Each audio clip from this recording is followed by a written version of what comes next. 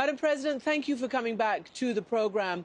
I wonder just your initial reaction to what's happening and to the defense and the resistance that Ukraine is putting up. Not surprised, painful, but very much with full-hearted reaction towards Ukrainian capabilities to defend their country. And we are in Europe, all of us, very proud of them, and why it is our duty to support in everything as much as we can. And these 5 days, Europe started to become up to the challenge, but very slowly and not immediately. And that's even these efforts are not enough. Even now, you say the efforts are not enough, although so much greater than in the past and so much more unity and determination than in the past. And we'll get into that in a second. But I want to know what you feel as a Lithuanian and certainly former president, now that this, your southern neighbor, Belarus, has gone Russian, so to speak. It had that referendum. It's abandoned its neutrality. It's potentially going to reverse its non-nuclear status, and it's right there on the border of the 3 Baltic states. What do you think might be, the situation unfolding on your borders? It is very clear that the battle in Ukraine, it is a battle for us also, for Europe, and it is already war of all Europe. And if we will be not able to stop Putin and Lukashenko together, because they are already together in Ukraine, they will be on our borders and they will start offensive. And that's very clear from what Putin was saying and how he is behaving. For him, people's lives, human lives are not important. He's leaving his soldiers, dead soldiers, behind on the roadsides. For him, any life is not important. So we are facing bloodshed, and we probably will be facing bloodshed if we will be not able to stop him in Ukraine. Madam President, you must have met him several times.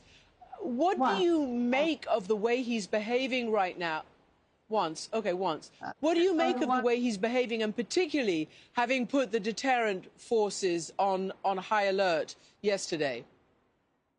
I think his mental situation is deteriorating, and during these 12 years, what I was capable to watch him from my position, the deterioration and madness really is increasing, and it is clear that he lives in some kind of paranoid bubble. And not only him alone, but the Kremlin lives in paranoid bubble. And this is dangerous for all of us, not only in Europe, but around the world.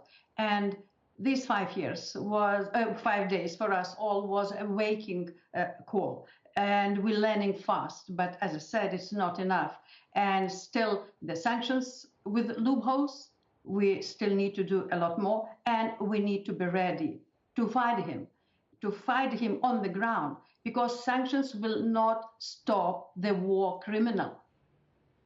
Sanctions will only harm them, but only on the battlefield we can stop the war criminals. So, as you know, the NATO have all said that, 1 square centimeter of NATO territory, if one Russian soldier steps across, they will, the 30 of those NATO countries, do what they have to do to stop it. Are you confident in that? Today it is not so much important what will happen tomorrow. Today we need to help Ukraine to battle and to survive, because after Ukraine, there will be very difficult to fight the battle on our own soil, and it will be too late for Europe, probably.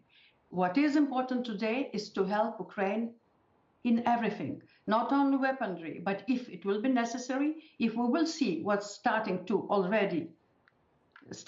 be seen, that he will go for bloodshed, we will need to think about boots on the ground or boots in the air.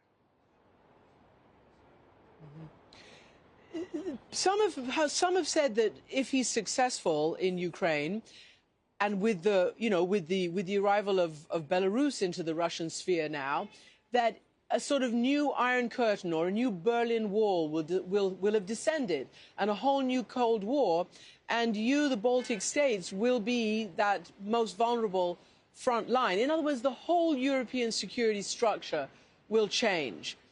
Is that the case? And how do you see the worst case scenario? This, if there will be a new Cold War, it will be not the worst case scenario. The worst case scenario will be the hot war. Mm-hmm. Do you think that, do you support President Zelensky calling to be immediately, included into the EU, and today signing that request? Do you think that's useful for him to do right now?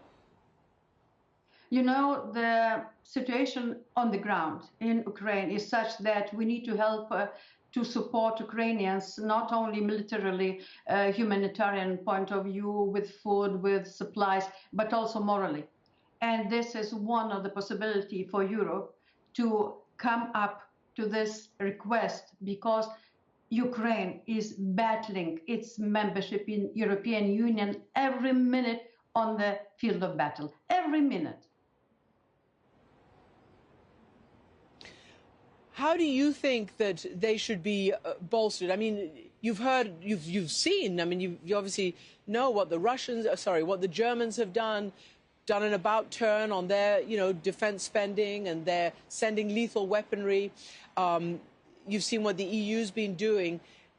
How can you see how they can get it to them in good time, and how this help will make a difference?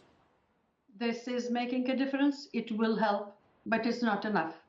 If we will be not able to stop Putin only because of supplying the supplies, we will need to seriously reconsider our involvement into the war.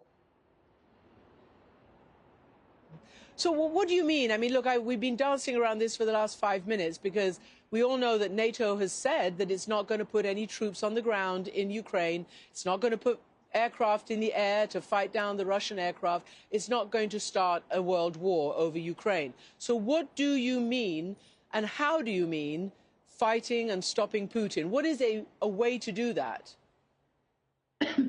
I would like to make a historic example. In 1940, Lithuania accepted the ultimatum from Russia to enter the Russian troops on our territory and not to fight them back. And we got the war and occupation for 50 years. So if we refer to today's situation, if the war is inevitable, let's not push the can on the road. Better to take it as soon as possible and not to push and wait.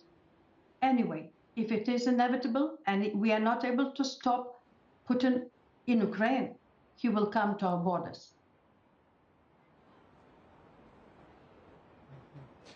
Madam President, thank you so much indeed for joining us this evening.